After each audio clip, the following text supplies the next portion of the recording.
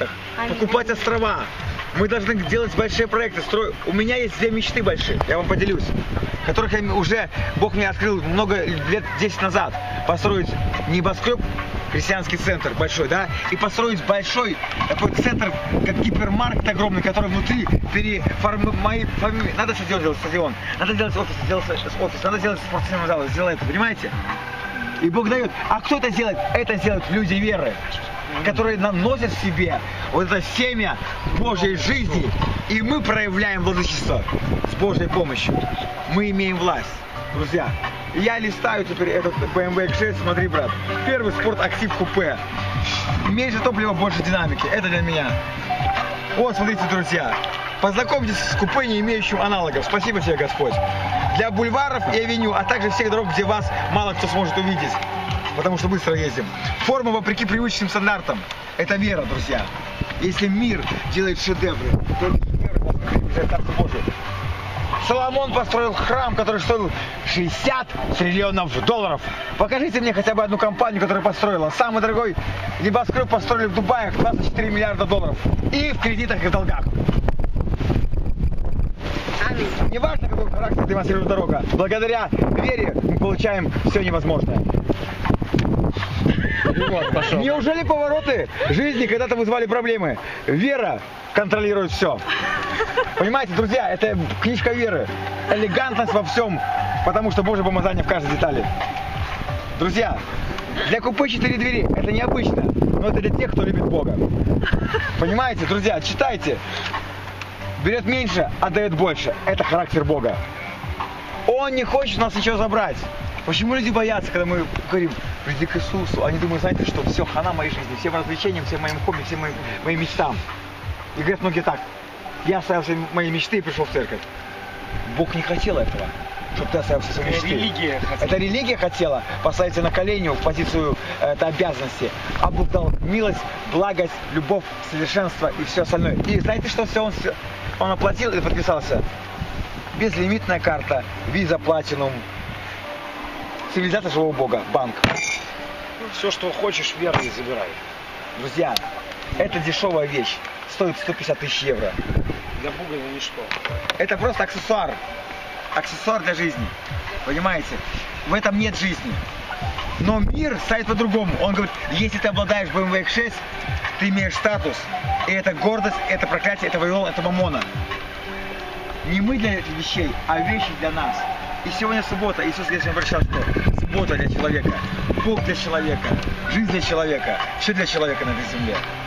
Евангелие – это сила к спасению всякого верующего, а для них есть сиротство. Они скажут, иди к нам работать, мы дадим тебе позицию топ-менеджера в Москве, работай в нашем офисе, у нас крутая компания. Мы дадим тебе квартиру на 10 лет в кредит, мы дадим тебе новую машину Audi A4, пока. Я не хочу Audi 4 в кредитах, я не хочу работать на эти корпорации вонючие, как бы они себя ни называли. Да. Я хочу быть сам корпорацией, да. Я хочу быть сам боссом, понимаете? Я хочу сам выписывать чеки. А как на это вернуть? Ох, ты вообще. Покажи, где твои деньги, ты говоришь. Покажи, что ты делаешь. И собрались, друзья, ребята, бизнесмены верующие, и спрашивают, а чем ты занимаешься? А я им говорю на полном серьезе, я веру взращиваю. А они так 5 секунд посмотрели на меня, ну а чем полезным ты занимаешься? Я говорю, за 32 года я понял, что это самое полезное, что я могу делать.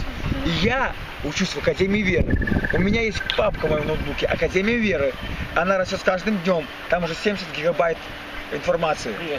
И когда мы вкладываем Слово Божие такими форматами в себя, оно заполняет всю нашу жизнь. Братья и сестры, понимаете, друзья? Меня зовут Денис. Вот такие вещи. И меня окружают тоже такие люди, слава Богу. Люди мечты, люди эпохи, люди судьбы. Мы не можем ничего показать сейчас, но мы можем показать Слово Божье. Потому что нам не нужно доказывать Слово Божье. Оно само себя докажет. Нам не нужно быть адвокатами Христа и оправдать все какие-то вещи. Нам лишь нужно следовать за Ним верой, не обращая внимания на ничто другое. Апостол Павел говорит, нас по-разному называли. Мы прошли то и то, это. Мы были там и там. Но, не имея ничего, мы обогащаем всех. И он говорит, если я послужил вам словом, я тому говорю, ты мне должен. Прими этого человека. Понимаешь? У нас будем ездить на машине. У меня такой же без Порше. Да. Виталика лет.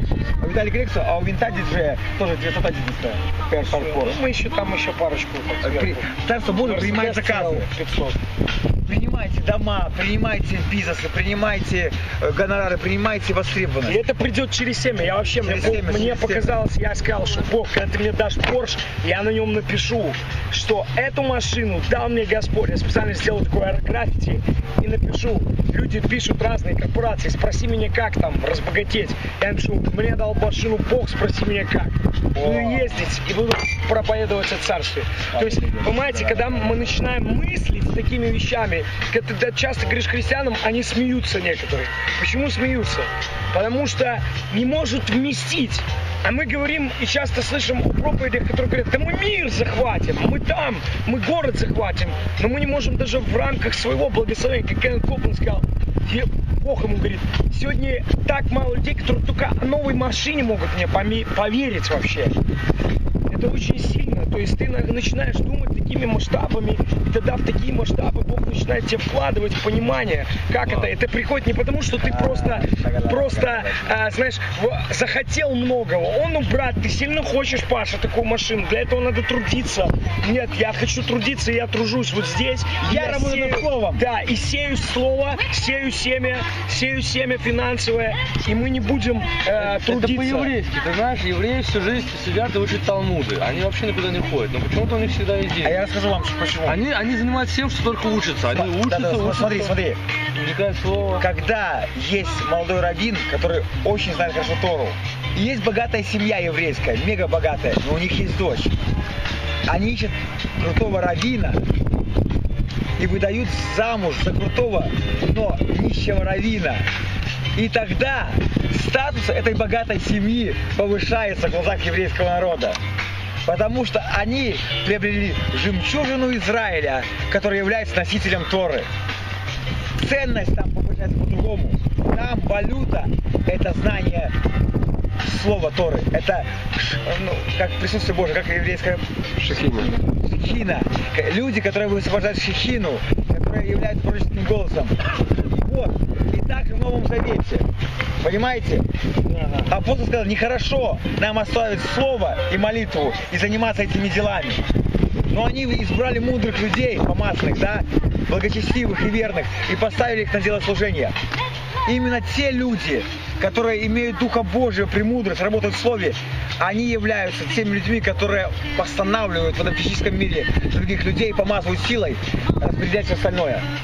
Понимаете? А каким станут? Ты можешь этим стать, и ты этим являешься во Христе, если ты будешь это развивать.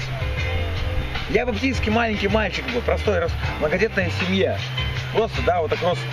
Но, когда я интересоваться начал этими вещами, я всегда знал, что Господь на моей стороне, и Он дал мне великую судьбу от себя. Я верю в то,